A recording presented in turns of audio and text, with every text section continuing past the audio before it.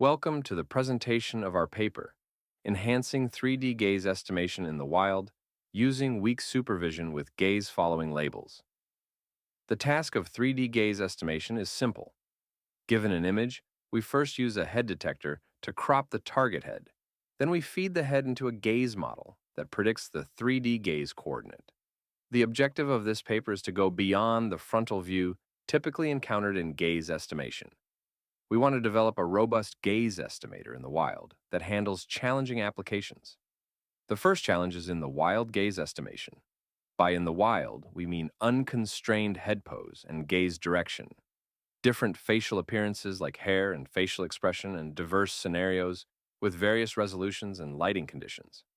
The second challenge is the lack of dataset diversity. Most of the available datasets have mostly frontal head pose, as you can see here, with MPI face and Idiap. Few works collected 3D gaze estimation with unconstrained head pose, like Gaze 360 at the top and GFIE at the bottom. However, they are collected in unnatural settings with a controlled setup, and there is a limited number of participants, reducing the diversity.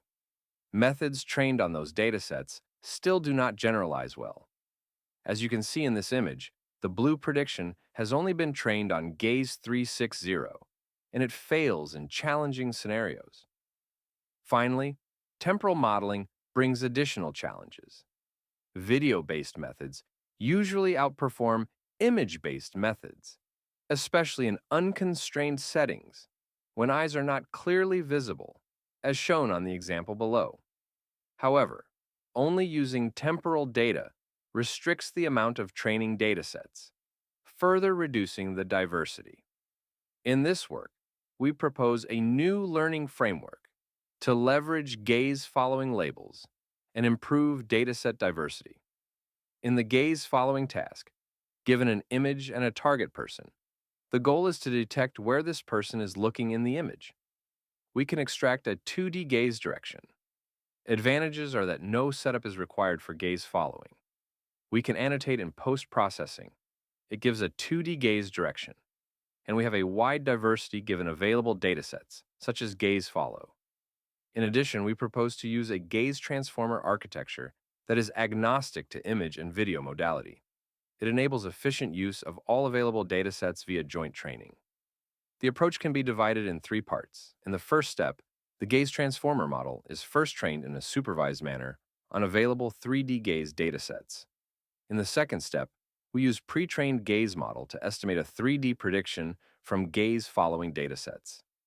Then, we create a 3D pseudo-gaze by combining 2D weak label from gaze-following and 3D prediction via geometric projection. This is done with a geometric transformation, preserving the XY direction from the gaze-follow label. Finally, we train again our gaze model on both available image, video 3D gaze datasets, and our pseudo 3D gaze generated datasets. The key results in this work are that inference on videos always outperform image modality. Then, leveraging gaze follow weak labels shows impressive generalization, up to 30% improvements on cross datasets experiments. Training with additional image datasets, such as gaze follow, not only improve image performance but also video performance, which demonstrates cross-modal ability. Our approach is state-of-the-art in all tasks and settings. Here we show qualitative examples on video attention targets dataset. In blue, our gaze model trained only on Gaze 360. In red, our framework when trained on Gaze 360 and Gaze follow using 3D pseudo label. As you can see, the red prediction is more robust in those challenging scenarios, with extreme head pose, various facial appearance, resolution, and lighting conditions. We can also compare video inference between gaze model trained only on Gaze 360 on the left and our framework on the right. As you can see, the prediction is more stable and robust. Similarly, in this next example, the prediction is more robust even if the resolution, the head, is low. This demonstrates that using additional diverse gaze following datasets greatly improves the generalization capability. Where does temporal modeling help for 3D GAZE prediction? It helps when eyes are not clearly visible. In blink situation, compared to image inference, video inference can use temporal context to infer the gaze direction when the eyes are closed. It also helps when there is a motion because the model can use future or past dynamics to improve prediction when eyes are not clearly visible.